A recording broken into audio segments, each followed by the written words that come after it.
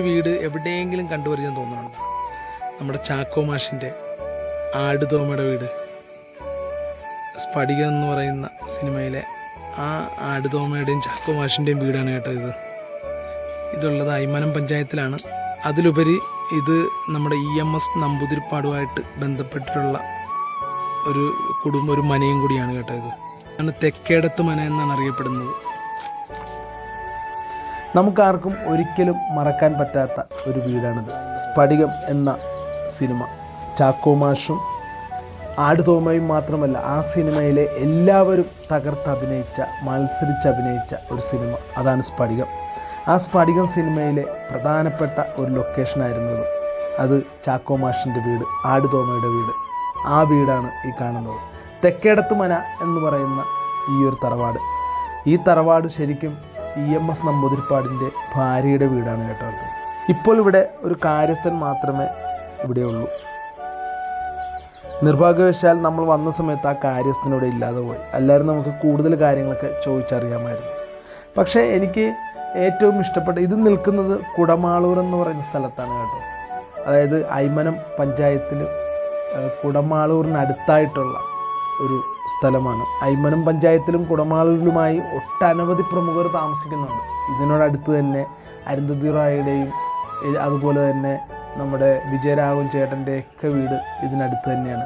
അൽഫോൻസാമ്മയുടെ ജന്മഗൃഹവും ഇതിനോടടുത്ത് തന്നെയാണ് ഉള്ളത്. അതിൻ്റെ അടുത്ത് തന്നെ ഒരു ഔട്ട് ഹൗസ് ഉണ്ട് കേട്ടോ. ഔട്ട് ഹൗസ് അല്ല, എനിക്ക് തോന്നുന്നു പഴയ മനയുടെ ഇത് തന്നെ കുളമാണെന്ന് തോന്നുന്നു കേട്ടോ. അപ്പുറത്ത് അതിൻ്റെ അകത്തേക്ക്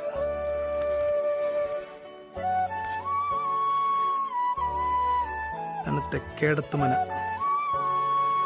ചരിത്രങ്ങൾ ഉറങ്ങുന്ന ഒരു മനയാണ്. അതിലുപരി നമ്മുടെ ചാക്കോ മാഷിൻ്റെയും ആടുതോമയുടെയും സ്വന്തം വീട്.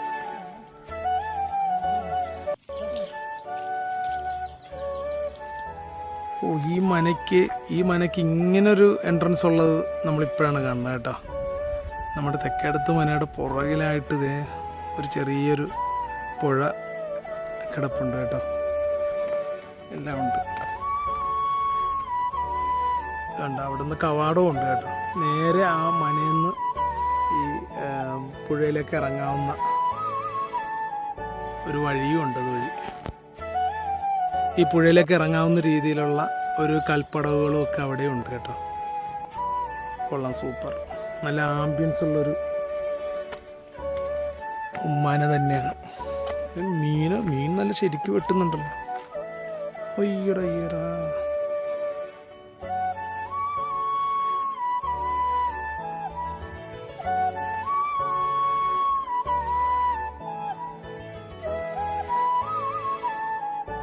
മീൻ വെട്ടുന്നുണ്ട.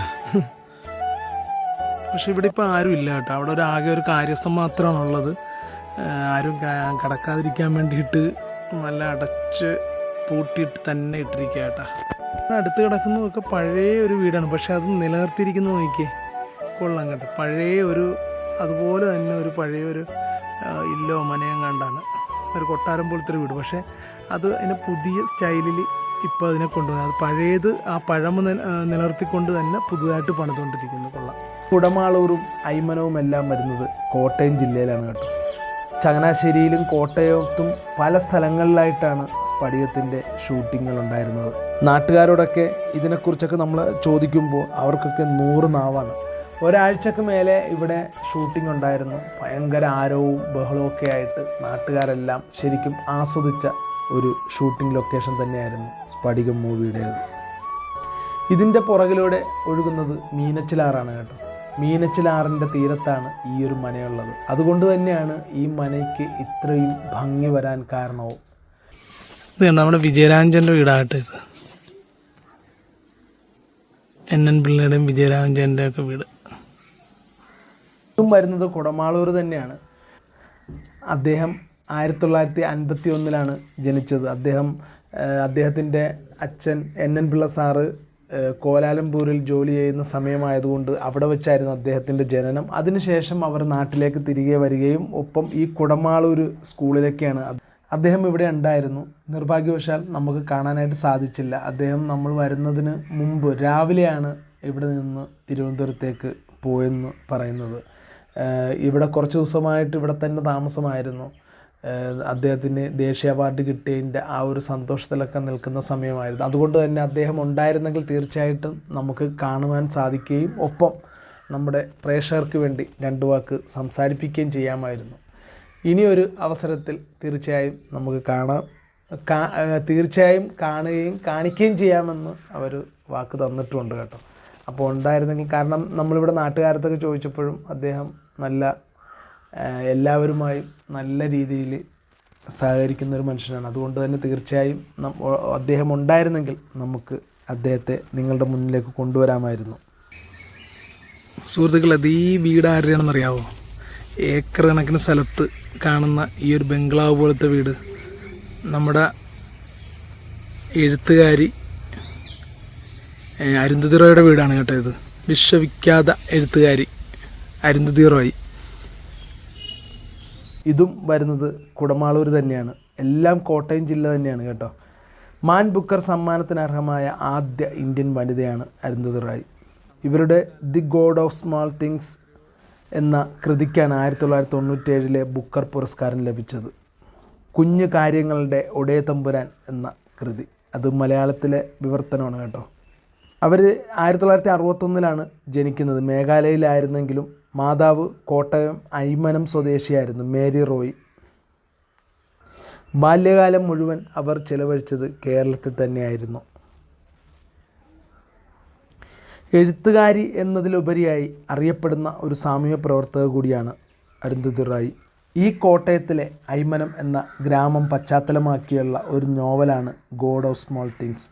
അരുന്ധതി റോയിയുടെ പ്രസിദ്ധീകരിക്കപ്പെട്ട ആദ്യ നോവലാണിത്. ആ വർഷം ലോകത്തിലെ ഏറ്റവും കൂടുതൽ വിറ്റഴിഞ്ഞ കൃതികളിലൊന്നായിരുന്നു ഇത്. നോവൽ പ്രസിദ്ധീകരിച്ച് 5 മാസത്തിനുള്ളിൽ തന്നെ 3,50,000-ലധികം പ്രതികളാണ് ലോകമെമ്പാടും വിറ്റഴിച്ചത്. 24 ഭാഷകളിലേക്ക് നോവൽ തർജ്ജമ ചെയ്യപ്പെട്ടു. 2011 ജനുവരിയിൽ നോവലിൻ്റെ പ്രിയ AS തയ്യാറാക്കിയ മലയാള പരിഭാഷ കുഞ്ഞു കാര്യങ്ങളുടെ ഒടേ തമ്പുരാൻ എന്ന പേരിൽ DC ബുക്സ് പ്രസിദ്ധപ്പെടുത്തുകയും ചെയ്തു. ഈ ഒരു വീട് ആർക്കെങ്കിലും ഏതെങ്കിലും സിനിമയിൽ കണ്ട ഒരു ഓർമ്മയുണ്ടോ? നമ്മുടെ വർണ്ണപ്പകിട്ടെന്ന് പറയുന്ന സിനിമയിലെ ലാലേട്ടൻ്റെ വീടാണ് കേട്ടോ. ഇത് ആരും ഇല്ലെന്ന് തോന്നുന്നു. ലാലേട്ടനും മീനയും തകർത്തഭിനയിച്ച വർണ്ണപ്പകിട്ടെന്ന് പറയുന്ന സിനിമയിലെ ഒരു വീടാണ് കേട്ടോ. ഇത് വരുന്നത് നമ്മുടെ ഐമനം പഞ്ചായത്തിലാണ്. അതായത് ഏകദേശം ഐമനം പഞ്ചായത്തിലും കുടമാളൂരിനും അടുത്തായിട്ടാണ് ഈ ഒരു വീട് ഉള്ളത്. ഇതൊരു ആയുർവേദ ശാലയാണ് കേട്ടോ. അഷ്ടവൈദ്യൻ ചിരട്ടമൺമൂസ് എന്നൊക്കെ നമ്മൾ കേട്ടിട്ടില്ലേ? ഒളശ ആയുർവേദ ഹോസ്പിറ്റലും അത് മരുന്നൊക്കെ ഉണ്ടാക്കുന്ന ഒരു സ്ഥലമൊക്കെയാണ്. ഇതുമാത്രമല്ല, അൽഫോൺസാമ്മയുടെ ജന്മഗൃഹവും ഇവിടെ തന്നെയാണ്. ഈ കാണുന്നതാണ് അൽഫോൺസാമ്മയുടെ ജന്മഗൃഹം. നിരവധി ആളുകൾ വന്നു പോകുന്നൊരു സ്ഥലമാണിത്. ഞാൻ ഈ നാട്ടിലെത്തിയപ്പോൾ നമ്മുടെ ഇവിടെയുള്ള ഒരു ഫോളോവറാണ് ഈ സ്ഥലങ്ങളൊക്കെ എന്നെ കൊണ്ടേ കാണിച്ചത്. അദ്ദേഹത്തിന് ക്യാമറയുടെ മുന്നിൽ വരാൻ താല്പര്യമില്ലായിരുന്നു. അതുകൊണ്ട് തന്നെ അദ്ദേഹം നമ്മുടെ കൂടെ നിന്നാണ് ഈ സ്ഥലങ്ങളെല്ലാം കാണിച്ചത്. അദ്ദേഹം പറഞ്ഞു വെച്ചത് വേറൊന്നുമല്ല, ഈ നാട്ടിൽ ഞങ്ങളുടെ ഏറ്റവും കൂടുതൽ പ്രശസ്തരായ എല്ലാവരും ഉള്ള ഒരു സ്ഥലമാണ് എന്ന് നമ്മളോട് കാണിച്ചു തന്നതാണ് ഈ കാഴ്ചകൾ.